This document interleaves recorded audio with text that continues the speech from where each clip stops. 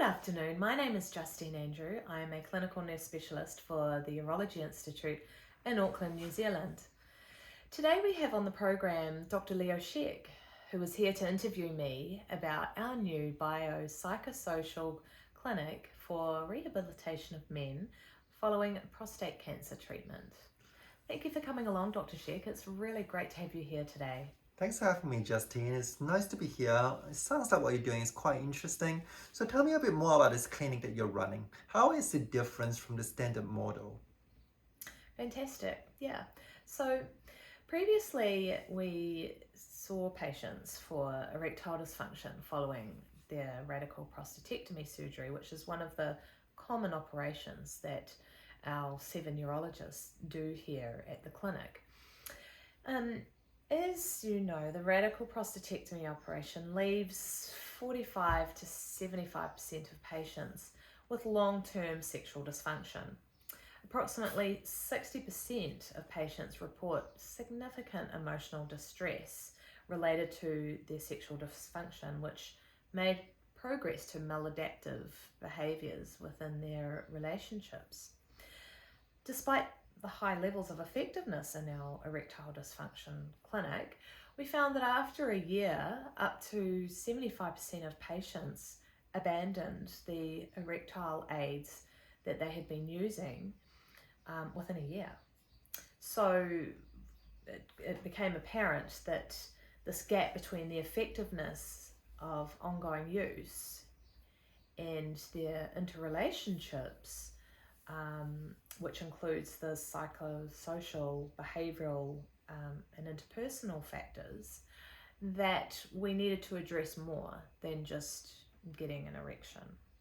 Yeah, definitely. I think like for someone, a layperson like me, like having cancer is a huge anxiety-provoking diagnosis. Having surgery, having your prostate removed, is scary. Being chopped down below is not exactly something that people look forward to. So, do you see a lot of people with issues with anxiety before and after the surgery, and how do you deal with that? Yeah, certainly.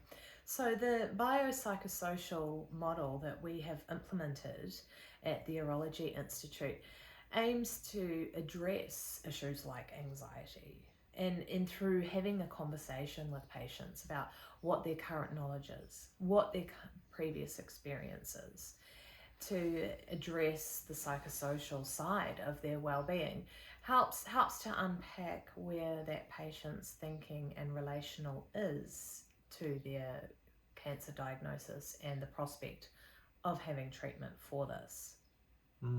Okay. So, on more concrete terms, how do you deal with someone who is very highly anxious and they're coming to you after the surgery and they're having problem with their erection? So, how does the anxiety play? What role does the anxiety play in the rehabilitation of the sexual function after prostate cancer surgery?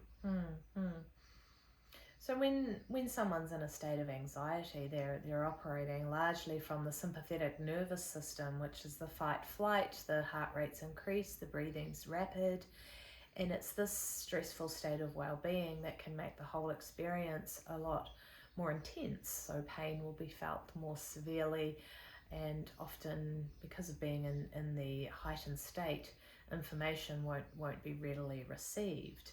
So it's putting out those fires, like what are the things that we can address that is fueling the anxiety.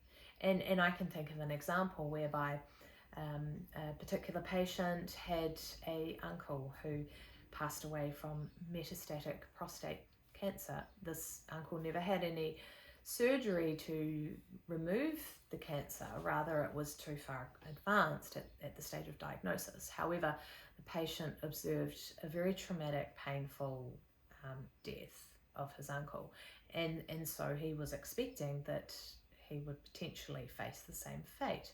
So when we unpacked the fact that he was in a completely different category from his uncle, we were able to give more detailed information about his particular case and the projection and prognosis for his surgery and recovery moving forward. And that's managed to alleviate his anxiety? That was one aspect of it. So another aspect of it was providing really robust written and visual information. And as part of our biopsychosocial clinic, we have designed a 20-part video series similar to how I am describing now, where we talk about each element along the way. And in addition, a booklet that outlines what to expect at each step of the journey through the operation, from before surgery, immediately after surgery, and who they can be calling and expect to see at various points along the journey, so that's really clear what the expectations are. And furthermore, we offer these patients the opportunity to speak to other patients who have been through the service and the operation, and to share with them their experiences of recovery. Of course, we often choose patients who haven't had any complications. Yes, okay, well, that sounds really interesting. A 20-part series seems quite ambitious, so, well, good luck with that and see how you go. Now, the other thing is that I think Carl Rogers said that truthful conversation, and actually just speaking about things can often help to have a therapeutic effect in treating patients' psychological problems. So is that something that you tend to incorporate, like listening and being a sounding board in your clinic, just to help the patient to bring out their fear and their anxiety? Yes, absolutely. And back to the case study that I shared with you, for this particular patient, it did take a while for the anxiety provoking thoughts about his uncle to come out, and it wasn't until an element of rapport had been established with the patient that he was comfortable enough to share his deep fears and vulnerabilities with me.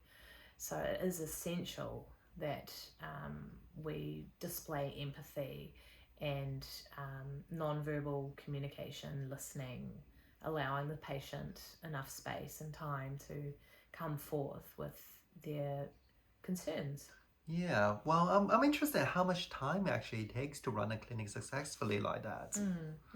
So each patient gets, for their first appointment, an hour, and this is largely to go through the intricacies of the clinic, as we are providing a multidisciplinary approach, being very descriptive about what each person's role in their care is essential, so that they can expect to build those relationships with their care providers. For example, seeing the physiotherapist who go through detailed hands-on education about their pelvic floor muscle exercises to help regain their continence following their operation.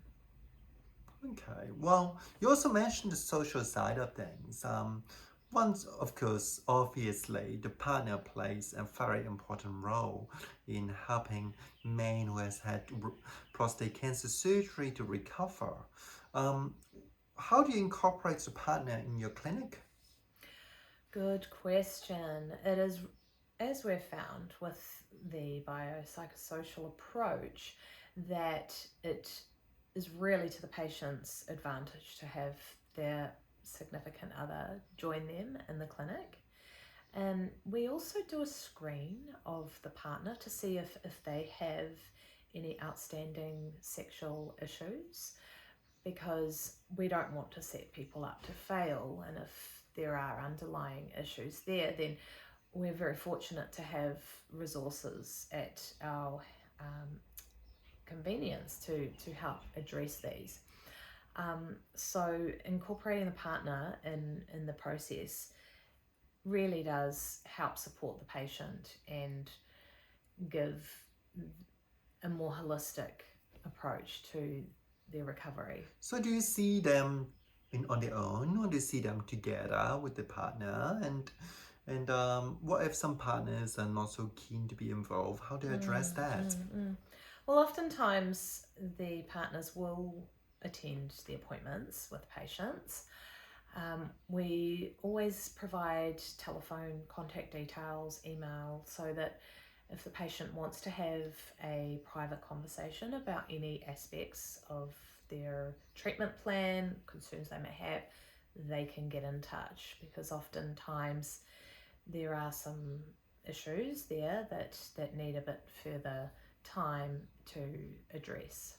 Okay, well, I mean, talking to you off camera, you have told me a few interesting stories about some of the patients and about some common psychological and social issues that you have come across. Maybe we can move on to the next few videos looking at these different cases and see what we can discuss about them and get some insights regarding how to manage this patient optimally. What do you think? That sounds fantastic. I look forward to session 2.